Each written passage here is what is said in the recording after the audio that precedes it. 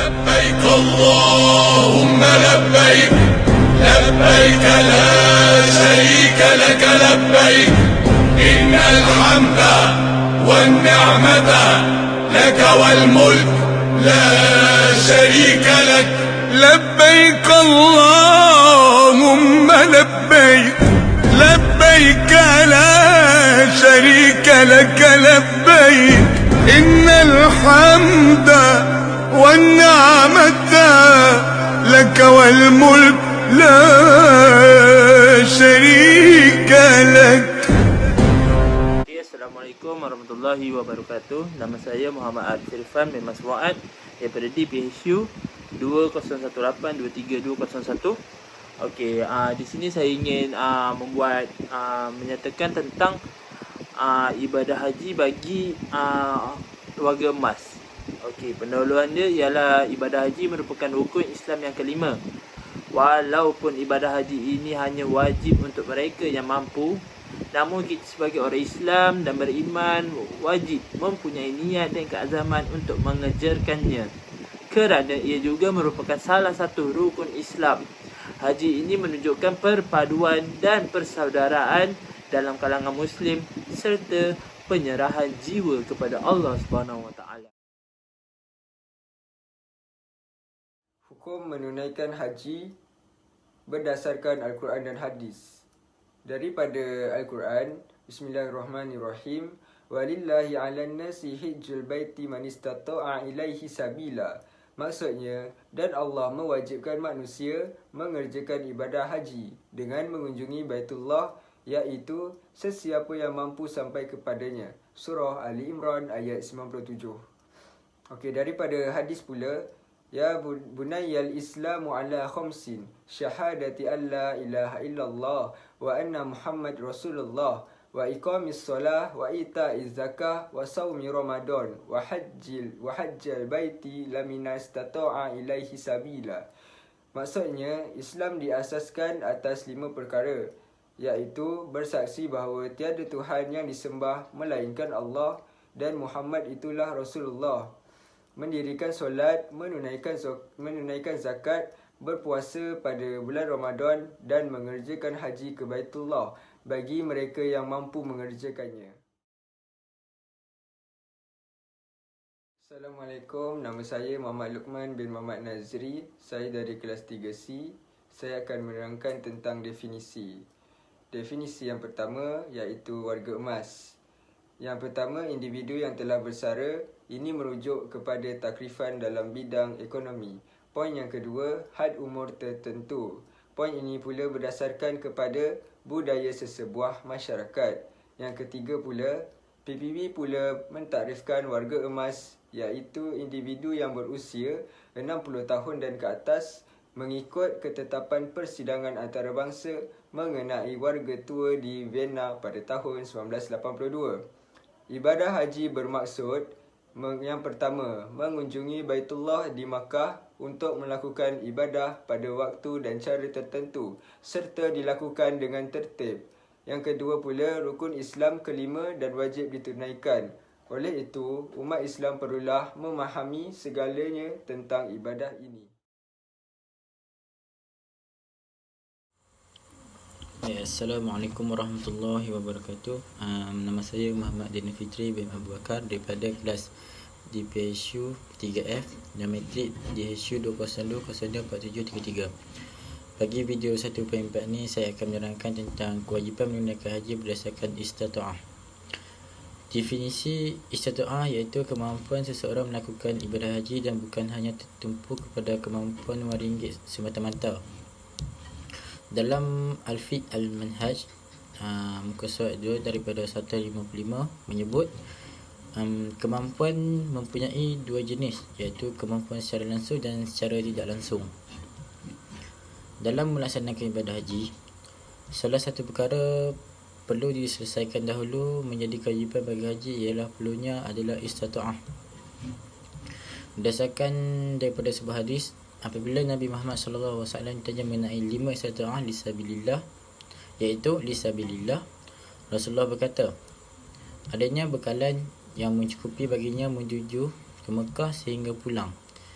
Di samping itu, bekalan bagi kepada keluarganya di bawah tanggungannya di tanah watannya. Kedua ialah istita'ah dengan makna adanya kenderaan yang menyampaikan seseorang hingga dapat menuju ke Mekah sehingga dapat menunaikan haji.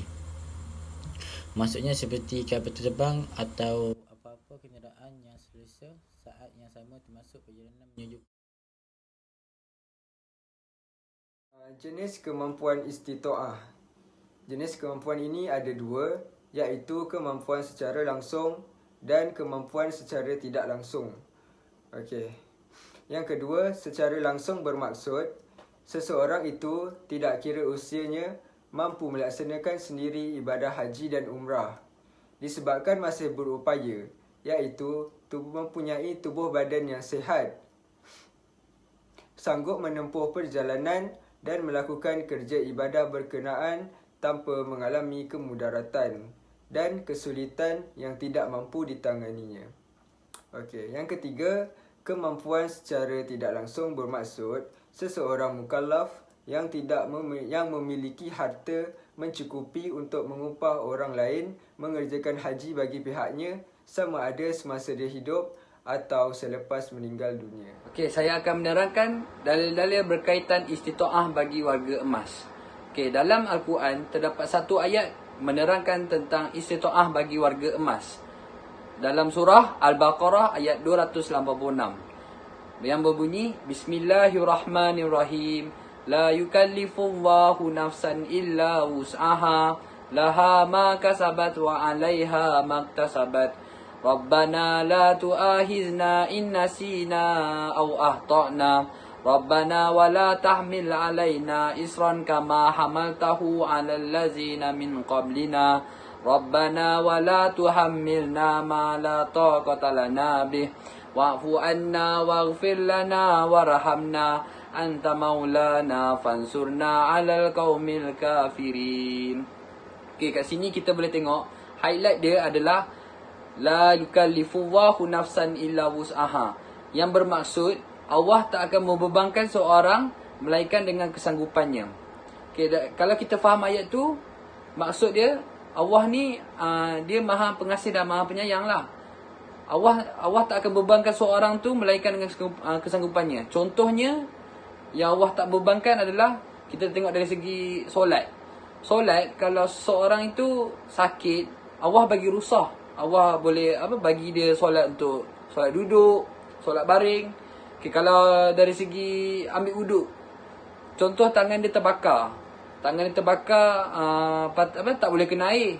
Sepatutnya kena ambil wuduk kan, tapi Allah bagi dia rusah, ambil air tayamum. Macam haji pula. Dalam haji ni, dalam situasi sekarang ni, warga emas, Allah tak cakap wajib kau kena pergi haji. Tak. Bagi warga emas yang tak mampu, boleh orang lain menggantikannya, iaitu badal.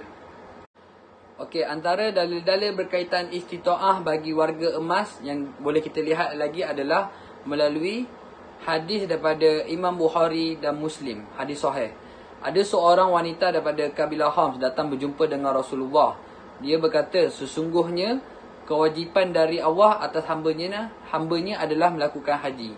Sedangkan bapaku sudah tua, tidak mampu menunaikan haji. Adakah saya harus menghajikannya? Jawab Rasulullah SAW, ya, hajikanlah untuknya. Okay, apa yang kita boleh faham daripada hadis ni, walaupun bapa wanita daripada kabilah Khams tu sudah uzur, tidak mampu menunaikan haji, Nabi tak ada langsung suruh bapa dia wajibkan bapaknya buat haji tu. Nabi suruh hajikanlah untuknya. Maksudnya Nabi suruh buat badal haji. Okay, kat sini yang boleh kita faham, kesimpulan dia adalah Islam ni tidak membebankan seseorang. Islam itu memudahkan seseorang. Adalah kaedah penyelesaian bagi permasalahan ini. Antara salah satunya adalah dengan melakukan pemeriksaan kesihatan. Okey, bagi warga emas yang ingin melakukan haji, dia digalakkan untuk melakukan pemeriksaan kesihatan. Walaupun dirinya mendapati dirinya sihat. Jika dia pergi melakukan pemeriksaan kesihatan, dia akan dapat mengetahui sesuatu penyakit yang berada di dalam badannya. Sebab kebanyakan penyakit sekarang ini datang dengan tiada tanda-tandanya. Seterusnya faedah dia melakukan pemeriksaan kesihatan adalah dia dapat mengambil pandangan doktor sama ada beliau digalakkan untuk pergi haji atau tidak digalakkan untuk membuat haji. So dari situ dia dapat mengambil pandangan pada doktor lah, sama ada beliau ni mampu pergi haji atau dia berisiko jika dia pergi haji dia akan datang penyakit. Okey, seterusnya adalah menjaga kesihatan. Warga emas yang layak menunaikan ibadah haji haruslah menjaga kesihatan dari segi fizikal dan mental. Salah satunya adalah menjaga pemakanan. Okey, saya mencadangkan warga emas yang layak melakukan ibadah haji mengambil banyak kalsium sebab ia akan menguatkan tulang dan menguatkan badan. Sebab untuk melakukan haji ia banyak menggunakan tenaga fizikal. So jika seseorang tu tidak menjaga pemakanan, contoh dia selalu mengambil lemak, maka ia akan menjadi obesiti dan ia akan tidak bebas untuk bergerak dan tidak mampu berjalan. Okey, ini adalah kesan mengabaikan istomah bagi warga emas. Berdasarkan pemerhatian kami terhadap permasalahan ini, kami telah berjaya menyeraikan beberapa akibat mengabaikan istomah bagi warga emas semasa menunaikan haji. Yang pertama ialah ia tidak mendapati haji yang mabrur. Haji yang mabrur bermaksud haji yang diterima oleh Allah SWT. Jika seseorang haji tersebut telah meninggalkan satu rukun haji seperti wukuf di Arafah akibat penyakit dia, maka ia menjadi sia-sia sahaja hajinya. Dan seterusnya ialah ibadah yang dilakukan berkemungkinan tidak sempurna, seperti contohnya seseorang itu yang telah uzur tetap pergi ke tanah haram bagi melaksanakan ibadah haji tersebut. Namun begitu beliau tidak sempat menghabiskan ke semua rukun haji. Sebagaimana yang kita ketahui, rukun-rukun haji wajib dilaksanakan bagi memastikan ibadah haji yang dilakukannya adalah sah. Okey, akhir sekali, ia akan berlakunya masalah di luar kawalan. Seperti yang kita jangkakan, terdapat ramai penduduk yang pergi ke haji. Ramai penduduk daripada Mekah, daripada seluruh negara ataupun seluruh dunia pergi menunaikan haji. Ini kerana kemungkinan warga emas akan berpotensi tidak sedarkan diri semasa wukuf di padang Arafah kerana terlalu panas dan terlalu ramai jemaah haji dari pelosok dunia. Dan kemungkinan jemaah haji warga emas boleh hilang semasa melontar di jamrah kerana lemah mentalnya atau kurang sihat. Akhirnya ia akan memberi kesusahan kepada pihak yang bertanggungjawab yang membawa para jemaah haji untuk pergi menunaikan haji. Assalamualaikum warahmatullahi wabarakatuh. Nama saya Nur Syafiada Sepak Azli dan buka matrik saya di HSU 2018-23141. Okey, saya akan membentangkan bab yang ketiga, iaitu peranan tabung haji untuk warga emas di Tanah Suci. Okey, yang pertama, seperti kita tahu, tabung haji adalah sebuah institusi Islam yang sentiasa berusaha untuk menyediakan pelbagai kemudahan secara komprehensif dan sistematik demi kebaikan jemaah. Okay, jemaah haji ni, jemaah haji Malaysia daripada kalangan warga emas, khususnya yang lemah mental dan ingatan fizikal atau yang kurang sihat, masih boleh menyempurnakan ibadah haji mereka. Okey, apabila adanya jemaah-jemaah haji sakit seperti berikut, mereka akan dipandu dan dibimbing oleh kaki tangan agensi. Itu bermula dari hari bergerak ke Arafah, ke Rafah sehingga selesai ibadah. Seperti kita tahu, apabila kita sampai di tanah haji, apabila jemaah-jemaah haji sampai di Tanah Suci, akan ada agensi yang membimbing dan memandu dan akan dipandu oleh agensi berikut, seperti tabung haji, Andalusia, Jual Travel, macam-macam lagi agensi yang disediakan. Okey, apabila sampainya di Tanah Suci, sudah tentu mereka akan menguruskan jemaah-jemaah mereka, lagi-lagi yang warga emas, kerana mereka agak orang panggil special. Peranan-peranan tabung haji ni, apabila warga-warga emas tersebut mengalami kesusahan, kesakitan, okey, mereka di situ juga mereka akan menyediakan pelbagai perkhidmatan kepada warga emas. Contoh seperti warga emas, selalunya kalau mereka pergi ke Tanah Suci, ada kebanyakan warga emas yang sakit. Jadi mereka akan sediakan tempat untuk jemaah-jemaah haji berteduh, diberikan ubat, seperti beri contoh kebajikan tabung haji warga emas. Yang pertama, dana tabung warga tua atau dikenali sebagai dana TWT. Tabung haji melaksanakan inisiatif tabung warga tua, iaitu dana TWT yang ditubuhkan sejak 2000. Dana ini bertujuan membiayai sebahagian jumlah bayaran haji bagi jemaah warga emas yang memenuhi kesemua syarat-syarat permohonan dan terpilih untuk menunaikan haji tetapi mengalami masalah kewangan untuk membuat haji mereka. Sumber utama dana TWT ni adalah daripada sumbangan tamu haji dan individu-individu lain. Contohnya seperti warga-warga emas yang ingin ke haji tapi mereka kekurangan duit, mereka tiada duit. Jadi dana TWT ni akan menolong mereka bagi mereka menunaikan haji mereka. Untuk contoh yang kedua adalah sahabat korporat. Okay, program sahabat korporat ni adalah satu program tanggungjawab sosial korporat ataupun yang dipanggil CSR yang dilaksanakan tabung haji setiap tahun. Ia khusus untuk membantu, memudahkan dan meringankan beban jemaah haji dalam membuat persediaan kelengkapan, barangan keperluan untuk kegunaan ketika mereka ingin menunaikan ibadah haji di Tanah Suci melalui program ini. Tabung haji bekerjasama dengan pelbagai institusi korporat, swasta dan persendirian untuk menunaikan tanggungjawab CSR secara kolektif untuk kebaikan dan manfaat jemaah haji negara. Okey, contoh seperti contoh macam kebanyakan warga-warga emas, mereka tentu akan ada sifat lupa, mereka ingin membawa sesuatu barang. Jadi dengan program sahabat korporat ni, mereka akan membantu jemaah-jemaah haji Malaysia untuk mengingati semula apa yang diperlukan untuk ke Tanah Suci. Okay, yang seterusnya adalah program Sahabat Maktab. Program ini bermula 2006 dan diperbaiki, ditambah baik dari setahun ke setahun.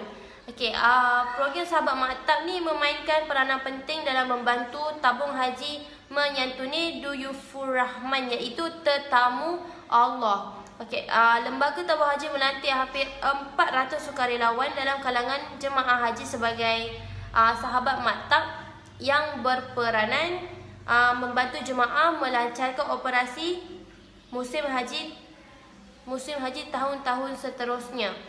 Okey, untuk menjadi ahli program sahabat maktab ini, mereka dipilih di antara yang sihat tubuh badan, muda, berpengalaman, sukarelawan dan memiliki kepakaran yang diperlukan untuk membantu jemaah haji. Okey, mereka dilantik sebagai sahabat maktab ini memohon sendiri untuk menjadi sukarelawan. Program sahabat maktab ni terdiri daripada 3 kategori, iaitu sahabat ibadah, sahabat medik dan sahabat umum.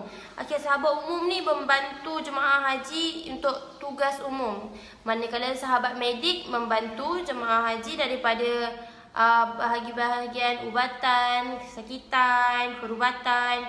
Dan yang terakhir adalah sahabat ibadah. Sahabat ibadah ni mereka yang ada latar belakang serta pengalaman agama bagi membantu membimbing menggerakkan aktiviti surah dan di Arafah serta di Mina.